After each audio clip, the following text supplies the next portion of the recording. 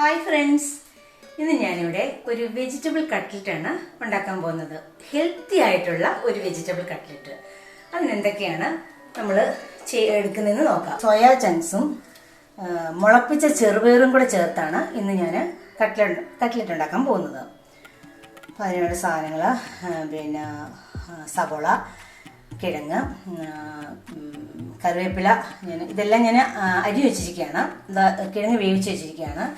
പിന്നെ ഇഞ്ചി വെളുത്തുള്ളി പേസ്റ്റ്, ബ്രെഡ് ക്രംസ് ഉണ്ട്, മുട്ടയുടെ വെള്ളയുണ്ട്. അപ്പം ഈ സോയാ ചങ്ക് തിളച്ച വെള്ളത്തിലൊന്നിട്ട് ഒരു 5 മിനിറ്റ് വെച്ച് നന്നായിട്ട് കഴുകിയെടുക്കണം. നന്നായിട്ട് പിഴിഞ്ഞ് കഴുകിയെടുക്കണം, അതിൻ്റെ പദം മുഴുവനും. എന്നാലേ ആ ഒരു ടേസ്റ്റ് വരുള്ളൂ. അല്ലെ പതയൊക്കെ ഇരിക്കുമ്പോഴാണ് ഒരു ടേസ്റ്റ്ലെസ് വരുന്നത്. അപ്പം പലർക്കും അത് അത്ര അങ്ങോട്ട് ഇഷ്ടാവുന്നില്ല. ഇത് നന്നായിട്ട് നല്ല പിഴിഞ്ഞ് കഴുകിയിട്ട് അതെടുത്ത് പൊടിച്ചെടുക്കാം. ഇതാ സോയാ ചങ്ക് കുതിർത്ത് നല്ല പൊടിച്ചൊക്കെ ഞാൻ വെച്ചിട്ടുണ്ട്. ഇനിയിപ്പം നമ്മൾ ഇതിൻ്റെ പാചകത്തിലേക്ക് കിടക്കാം. അതിന് അടുപ്പിലൊരു പാൻ വെച്ചിട്ടുണ്ട്. കുറച്ച് എണ്ണ ഒഴിച്ച് കൊടുക്കുന്നുള്ളൂ, കാര്യം അതിൻ്റെ ആവശ്യമുള്ളൂ. പിന്നെ നമ്മളിപ്പോൾ എന്തായാലും ഫ്രൈ ചെയ്തെടുക്കേണ്ടതാണല്ലോ കട്ട്ലറ്റ്. അപ്പം കുറച്ച് എണ്ണ ഒഴിച്ച് ഇതിനെ ഒന്ന് ഫ്രൈ ചെയ്തെടുക്കുക. സവോള, ഇഞ്ചി വെളുത്തുള്ളി പേസ്റ്റ് കുറച്ചിട്ട് കൊടുക്കണം.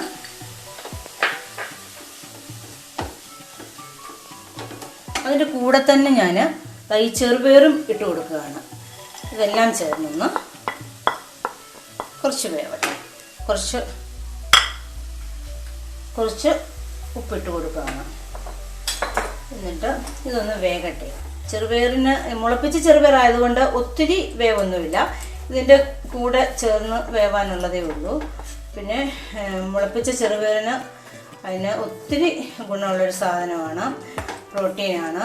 നമ്മുടെ സോയാ ചങ്ക്സ് എന്ന് പറയുന്നത് ഫൈബറാണ്.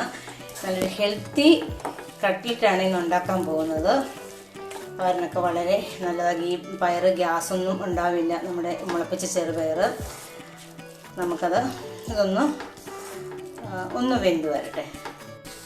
നമ്മുടെ ഉള്ളി, മുളപ്പിച്ച ചെറുപയർ, കറിവേപ്പില ഇതെല്ലാം നന്നായിട്ട് വെന്ത് വഴന്നൊക്കെ വന്നിട്ടുണ്ട്. ഇനി നമുക്കിതിലേക്ക് പൊടിവർഗ്ഗങ്ങളൊക്കെ ചേർക്കാം. 1 സ്പൂൺ മഞ്ഞൾപ്പൊടി, 1/4 ടീസ്പൂൺ മല്ലിപ്പൊടി, 1/4 ടീസ്പൂൺ പെരിഞ്ചീരകപ്പൊടി,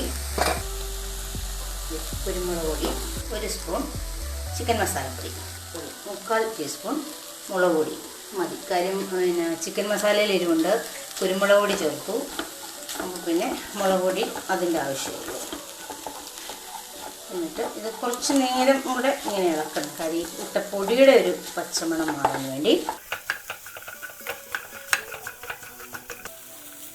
ഇതിൻ്റെ കൂടെ നമ്മുടെ സോയ പൊടിച്ചതും ചേർത്ത് ഒരു 2 മിനിറ്റ് ഇളക്കുവാണേ. നമുക്ക് നമ്മുടെ ഈ വേവിച്ച് വെച്ച കിഴങ്ങൊന്ന് പൊടിച്ചു കൊടുക്കാം. നമ്മുടെ മറ്റു കൂട്ടെല്ലാം വഴറ്റി ആറാൻ വെച്ചിട്ടുണ്ട്. അപ്പോൾ ആ സമയത്ത് നമുക്കിതെല്ലാം നന്നായിട്ടൊന്ന് പൊടിച്ചു കൊടുക്കാം.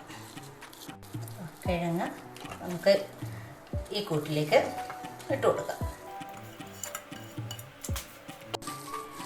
ഇതെല്ലാം കൂടി ഒന്ന് മിക്സ് ചെയ്യാം.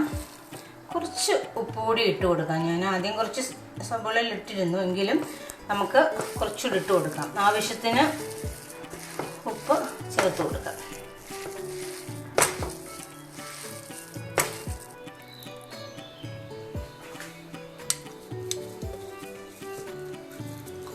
എൻ്റെ കയ്യിൽ ഇതുപോലത്തെ ഒരു മോൾഡ് ഉണ്ട്. അതുകൊണ്ട് ഞാൻ ഈ ഒരു ഷേപ്പ് ചെയ്യാമെന്ന് വിചാരിക്കുന്നു കട്ട്ലറ്റ്. നമുക്കിഷ്ടമുള്ള ഷേപ്പ് ചെയ്യാം, ഏത് വേണമെങ്കിലും നമുക്ക് ഇഷ്ടമുള്ള ഷേപ്പിലെടുക്കാം.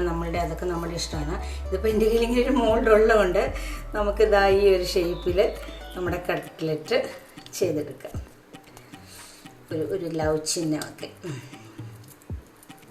ഇതൊരു വേറൊരു മോൾഡാണ്.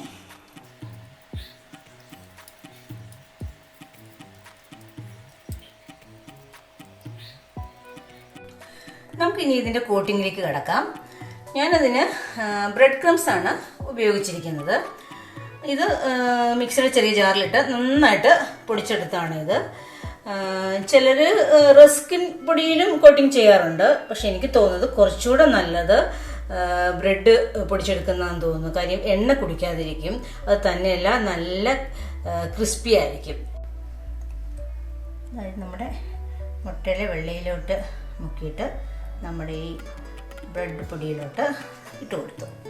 ഇനി ഇതെല്ലാം നമുക്ക് കോട്ടിങ് ചെയ്യാം.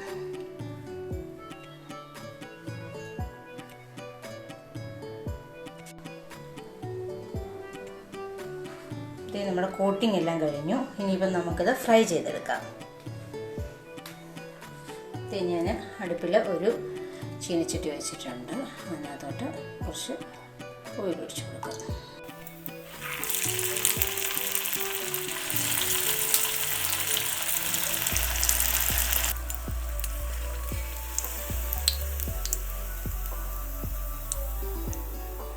നമ്മുടെ രുചികരമായ ഹെൽത്തിയായ കട്ട്ലറ്റ് ഇവിടുത്തെ തയ്യാറായി കഴിഞ്ഞു.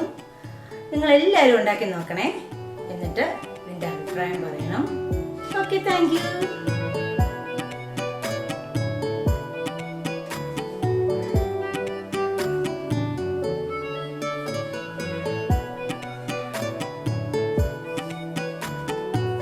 നമ്മുടെ ഈ വീഡിയോ ഇഷ്ടപ്പെട്ടാൽ ലൈക്കും ഷെയറും ചെയ്യണേ. ചാനൽ സബ്സ്ക്രൈബ് ചെയ്യാത്തവർ സബ്സ്ക്രൈബ് ചെയ്യണേ. പിന്നെ അതിൻ്റെ തൊട്ടടുത്തുള്ള ബെല്ലൈക്കൺ ഞെക്കി ഓൾ പ്രസ് ചെയ്യുവാണെങ്കിൽ നമ്മളിടുന്ന വീഡിയോയുടെ നോട്ടിഫിക്കേഷൻ നിങ്ങൾക്ക് ഉടൻ തന്നെ കിട്ടുന്നതായിരിക്കും. Okay, thank you.